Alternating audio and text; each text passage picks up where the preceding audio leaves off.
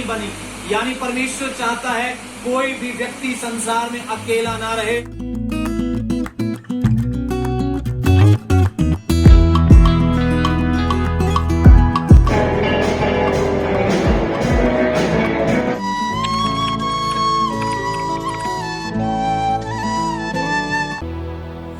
Every day with you is magic.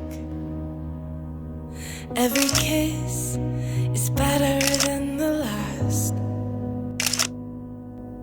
It's a home I've never known, a place I know will last.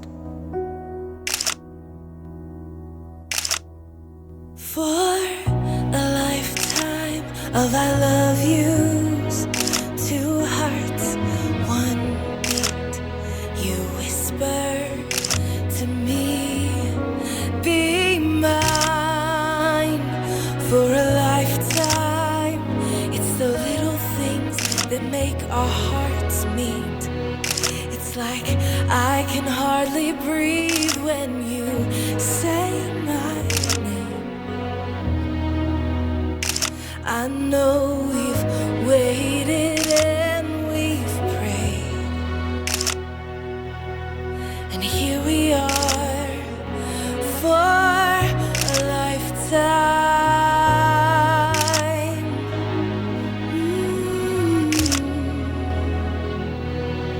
For a lifetime. Every day I swear I need you. With each glance I love you more and more.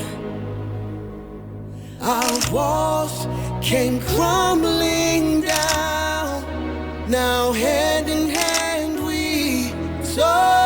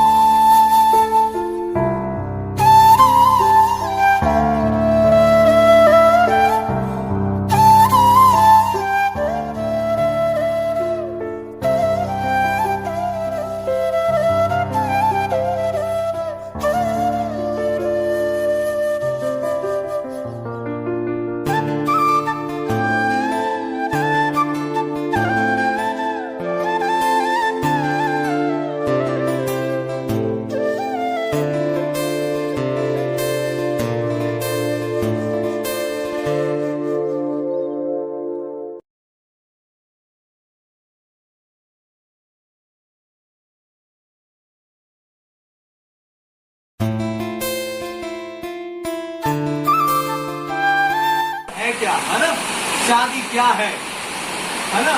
बहुत सारे लोग कहते हैं शादी जो है वो नाचना गाना खाना पीना है। शादी नहीं, वो शादी नहीं है। बाइबल कहती है परमेश्वर ने शादी को जब दुनिया बनाया उस वक्त उसने आदमी को पहले बनाया और आदमी से एक औरत को बनाया और दोनों का एक परिवार का निर्माण किया और उसको कहा ये शादीशुदा एक विवाहित जीवन जिए। तो प्रभु के दास हमारे बीच में है, वो एक वचन को नेपाली में पढ़ेंगे। उत्पत्ति चैप्टर 1 वर्स 27 पढ़ेंगे। यसकारण परमेश्वरले मानिसलाई आफ्नै स्वरूपमा सृष्टि गर्नुभयो। परमेश्वरको प्रतिरूपमा उहाँले तिनलाई सृष्टि गर्नुभयो, नर र नारी गरी उहाँले तिनीहरूलाई सृष्टि गर्नुभयो। परमेश्वरले तिनीहरूलाई आशिष दिनुभयो र तिनीहरूलाई भन्नुभयो, फल्दै फुल्दै वृद्धि हुँदै फल्दै फुल्दै पृथ्वीमा भरिँदै र त्यसलाई आफ्नो वशमा पार्दै जाऊ। समुद्रका माछाहरू, आकाशका पन्छीहरू तथा पृथ्वीका सबै जीवित प्राणीहरूमाथि अधिकार गर। परमेश्वर का वचन कहता है हमें नर और नारी करके बनाया। संसार के लोग कहते हैं कि हम लोग बंदर से आए हैं, कई लोग कहते हैं ना, पर बाइबल कहती है परमेश्वर ने हमें नर और नारी करके बनाया।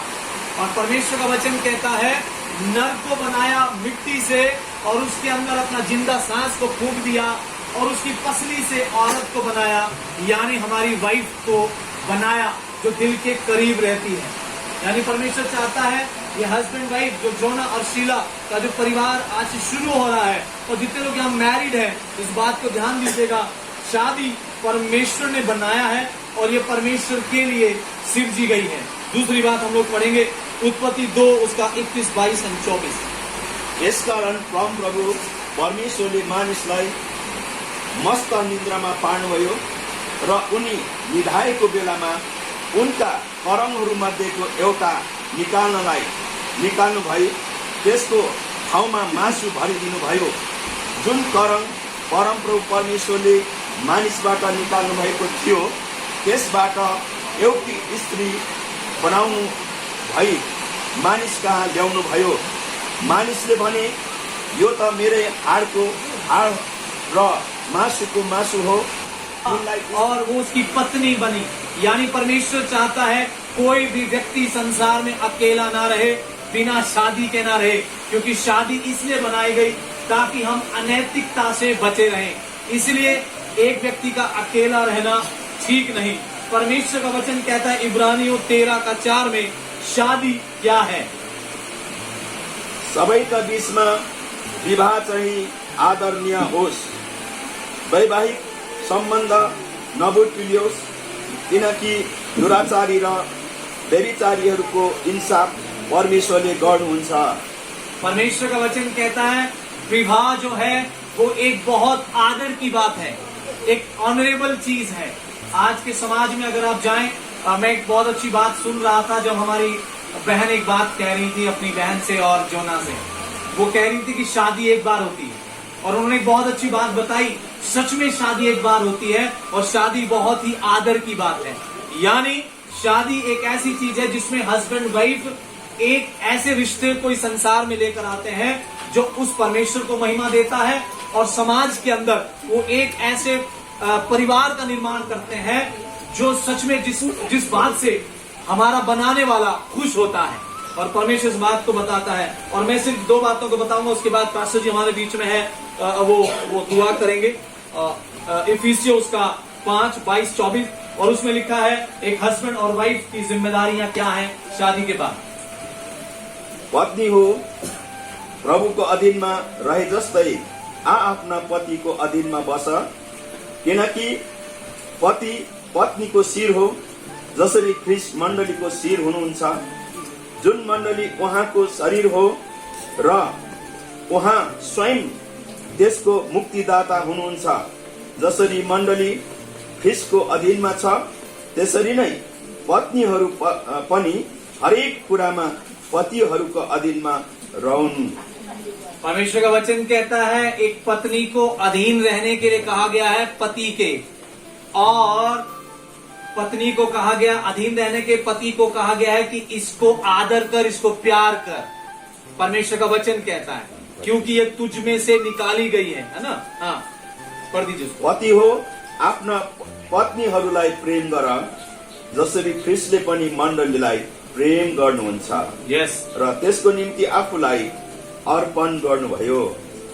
परमेश्वर का वचन कहता है जितने भी यहाँ मैरिड कपल्स हैं और जो न्यू मैरिड कपल्स हैं, इनके लिए सिर्फ आज यही बात को समझना है, इनके आखिरी सांस तक ये समझना है कि पत्नी को अपने पति के अधीन रहना है और पति को अपनी पत्नी से ऐसा प्रेम करना है। बाइबल कहती है जैसा यीशु मसीह ने चर्च से प्रेम किया है, उन लोगों से प्रेम किया है, संसार के लोगों से प्रेम किया है, इसलिए उसने अपनी जान कलवरी क्रूस पर दे दी ताकि जो कोई इस पर विश्वास करे वो अनंत जीवन को पाए। यीशु मसीह ने जैसा प्रेम आप लोगों से मुझसे किया है वो अपनी चर्च से करता है। बाइबल में लिखा है उसने अपने आप को दे दिया, इसलिए जोना को अपने आप को पूरी रीति से सरेंडर करना है अपनी वाइफ के लिए और उसकी वाइफ को अपने आप को पूरी रीति से अधीन रहना है अपने सिर के, क्योंकि सिर कौन है? जोना है। जिस घर में सिर पति होता है उस घर में हमेशा आशीष होती है, जिस घर में पत्नी सिर होती है वहां कभी भी ब्लेसिंग्स नहीं होती, क्योंकि परमेश्वर का वचन कहता है सिर हस्बैंड होता है और बॉडी कौन है? वो पत्नी होती है। इसलिए इस बात को हमेशा ध्यान रखें। संसार में आज प्रॉब्लम्स इसलिए आती हैं क्योंकि वहां पर पत्नी सिर बनने की कोशिश करती है और परमेश्वर का वचन कहता है सिर पति होता है और पत्नी देह होती है और शरीर होता है। इसलिए परमेश्वर आप सबको बहुत बहुत आशीष और बरकत दे। और आखिर में यही कहना चाहता हूँ इन दोनों के लिए, एक दूसरे के प्रति हमेशा अधीनता में रहिएगा, एक दूसरे के प्रति हमेशा केयर, लव और रिस्पेक्ट में रहिएगा और आपकी मैरिड बहुतों के लिए आशीष का कारण बने और आप दोनों के द्वारा आने वाले दिनों में एक ऐसी फैमिली, एक ऐसी जनरेशन का निर्माण हो जिससे परमेश्वर को महिमा मिले। प्रभु आप सबको बहुत बहुत आशीष और बरकत दे। God bless you. Pastor ji आपके लिए दुआ करें। आइए अपनी आंखें बंद करें, दुआ करें। यात्राको लागि प्रार्थना गर्छौं। बाइबलले भन्दछ है भजन सङ्ग्रह 91 मा हामीलाई परमेश्वरले यात्रामा सफल गराउनु हुनेछ। अनि तपाईहरुको पनि भक्ति र ईश्वरप्रति है भरोसा आशा राखेर आज बिहानीदेखि लिएर तपाईले साँझसम्म तपाईले यही कुराहरू मनमा गुन्जिरहेको होला है। उहाँहरूको यात्रा सफल होस्, उहाँहरूको जीवनमा है अघि हामीले सुनिरहेको थियौँ हर एकलाई ढोक्दा हुँदै हामीले घरको आमाले होला है यहाँनिर केही कुराहरू भन्नुपर्छ भने भनिदेऊ भनेर भनिरहेको थियो। अनि त्यहाँनिर सबैले नै एउटा आशीर्वादकै कुराहरू भइरहेको थियो।